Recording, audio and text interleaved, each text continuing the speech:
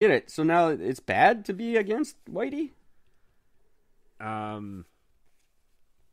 Well, this Carenza. This is let me see here. So the dissemination of Hesse's literature to parents comes as the DOE and schools chancellor Richard Carenza have pushed to eliminate what they call current administrators' white supremacy culture. So it just seems like it's a direct confront. Like it just seems like it's just written right against everything that I was just reading. That's exactly what my question is. Like, wait a minute, you just did a total fucking 180 right there. Yeah, but that's exactly how it was fucking written.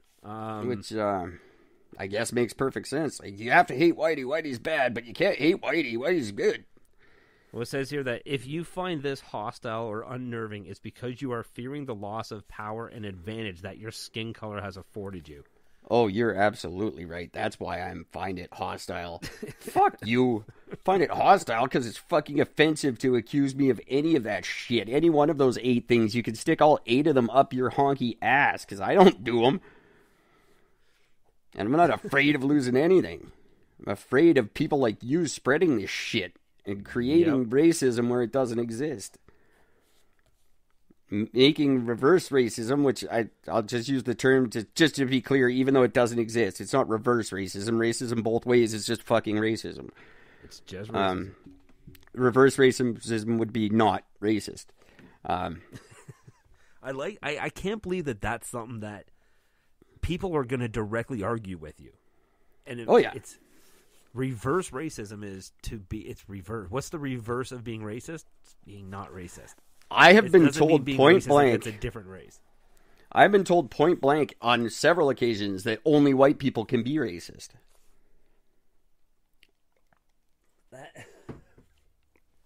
It just makes no sense. Clearly these people do not know what the definition of racism is. No. Like, at all. That's a racist statement, by the way. When you say only white people do something, that's racist of you to say you're being racist against my race, which nobody gives a fuck. And I get why you don't give a fuck, and it's okay to not give a fuck. I'm on your side on that. White people have nothing to bitch about. No. But, you gotta just fucking. I love that fucking. But how come we don't get a fucking special month, and how come white people don't get parades? Oh, shut up. Because we've had a parade for 350 years. It's been our parade. We have our special month. It was every month when we owned people. We already had it. There's so many proper arguments against this type of bullshit that's your losing argument. Like, you bring that up specifically just to lose. Like, Well, I've been saying since November when the primaries started and election season started, I said, wait until Biden gets in and watch how racist shit gets. And look, it's been half the conversation the whole time. Half COVID, half racist. That's all we're getting out of him. And Trump's got to be impeached. Yep. Fuck off. Impeach the whole goddamn government. Absolutely. It's just so that's going on. That was enlightening. New York High School. So there you go. New York, you never cease to amaze me with your weirdness. It's just a weird fucking place. Right now, I will never, ever apologize for being fucking born white. Get the fuck out of here. Oh, I won't apologize for how I'm born. I'll apologize for white people being shitty. Sure, we were shitty. I'll apologize for white people being shitty. I will not apologize because I am white. I didn't choose it. Yeah. I probably wouldn't have if I had a choice. I would have gone with like purple or something. Let's be honest. Neon green. I want to glow. I'd look just like your guitar if I had the choice. Right? Your Flying V. My Flying V. But I didn't have a say in it. If I did, I would just be bright fucking neon green. Yep. Or like a really weird naked everywhere. Or a weird dark like puke brown. So I just look gross. Or blue like the X-Men chick. That'd be dope too. That'd be cool. Probably wouldn't have a body like her though. No matter how hard I try. So there's this other story that's just come out of the UK. My K? I don't have a K. You're about to. The UK. I would love to talk to. What's his name? Is it Alex? Alex. We will be talking to him next month. Yes. So in the UK, the government they're doing it's a government-backed study. It's called the Human Challenge Study, and they're taking 90 people between the ages of 18 and 30, and they are going to directly expose them to COVID. Seems like a great idea. In a safe and controlled environment, and they're basically just going to study them. They're going to study what happens. They're going to study how it spreads, and they're going to be injecting them they'll be exposing them with the lowest amount of virus needed to cause an infection. So they're not going to blast them with it. They're just going to give them a little bit. That's a lie, by the way. They're going to give you a ton. They're just trying not to scare you. Yep. So the Imperial College London's Chris Chiu, Chiu, the trial chief's investigator, he said that the aim of the initial work will be to understand how the virus infects people and how it passes successfully between us. Haven't we been studying viruses since we were cavemen? How do we not know this? Well, the good thing is we have a vaccine against something that we still know nothing about, clearly. So that's the interesting thing. So clearly that must work really well then. So the participants are going to be exposed to the original first wave strain that's been circling in the UK since March 2020. Well, that's the one to expose them to because the WHO, the head of the WHO, just said the vaccine won't work on the new one. Oh, really? Yep. So get them exposed to the old one because the vaccine doesn't work on the new variant. And apparently, according to this anyways, because literally the very next sentence says the variant has been shown to be of low risk in healthy young adults. Oh no, it's the worst. It just spreads faster. That's the only thing that I've heard anything about it. It spreads faster, but I have yet to hear about it being any more deadly or anything else. I read a story. It was like a first person, like an op-ed piece, like some lady wrote in about it. Her and her husband both had it. She was fine in 2 weeks, totally fine. He, on the other hand, was like 2 months of torture and hell, and this thing's hell, and we need to take it seriously, and blah, blah, blah, blah, blah. Huh. I don't buy it. I don't buy this long-term effect bullshit. I don't think it's happening, and I don't care. How do you know? How do you know what it's going to be in 10 years? Unless there's serious scarring to your tissue that they can tell that from. Yeah. But this lady, she chalked it up to all kinds of fucking amputation. People have had to have amputations. I haven't heard that. She's making that up. What else did she say? Chronic fatigue forever was another symptom, she said. You're just constantly tired all the time, which was a symptom. I remember them saying that was one of the symptoms was you're really tired. But she said, chronic fatigue forever.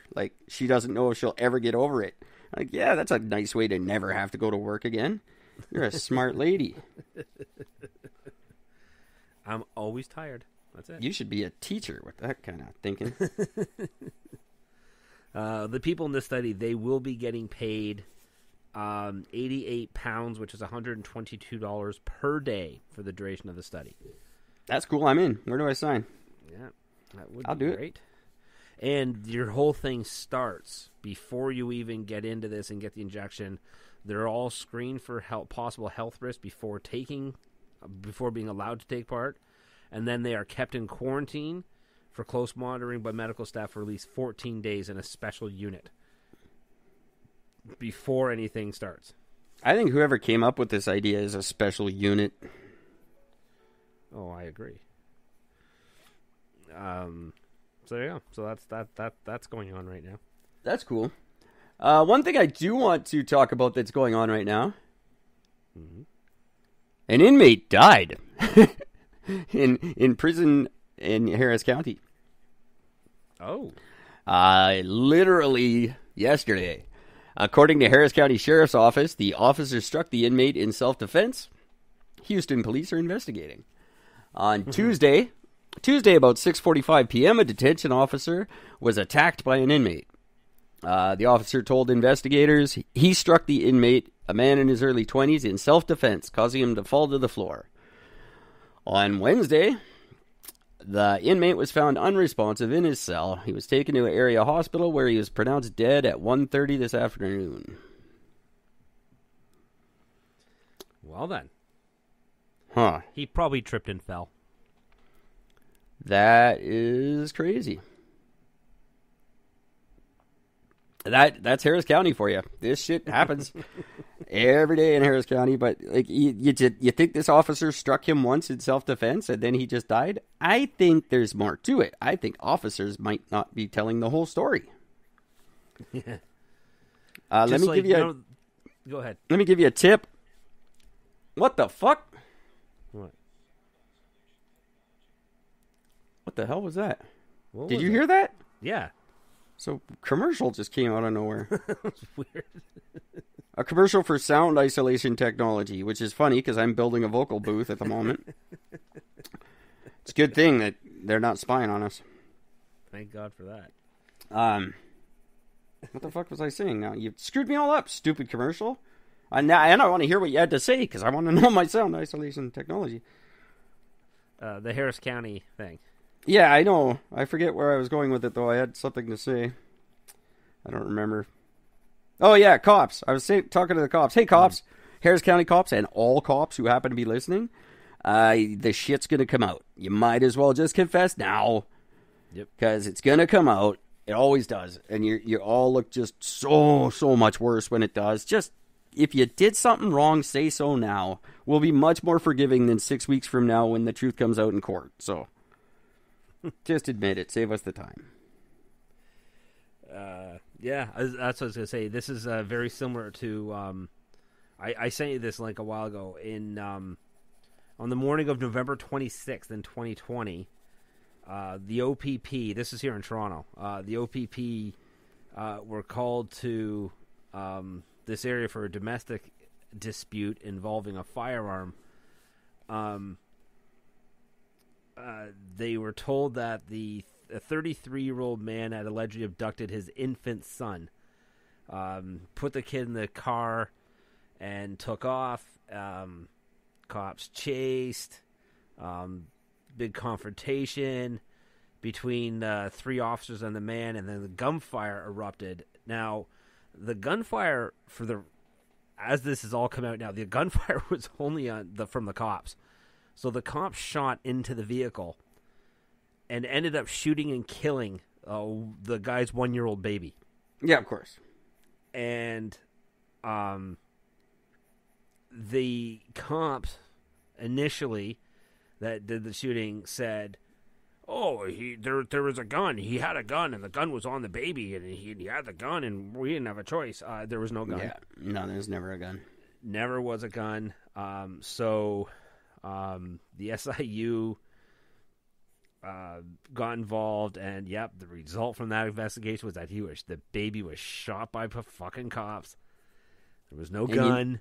You know what happened to the cops? They probably got therapy. You better go to therapy because you have PTSD now from shooting a baby.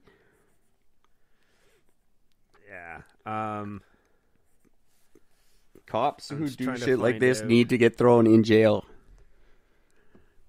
I know that the other 3, the other ones involved in this, they were given desk jobs. How is that punishment? I never understood that. Oh, you did something horribly despicable. We'll give you some easier work indoors where you don't have to deal with anything. And just so you know, I don't know if this is in Canada-wise, but at least in Ontario, it's important to note that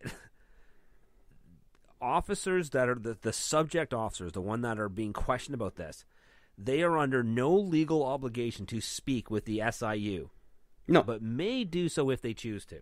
Yeah. That's fair. That makes perfect sense.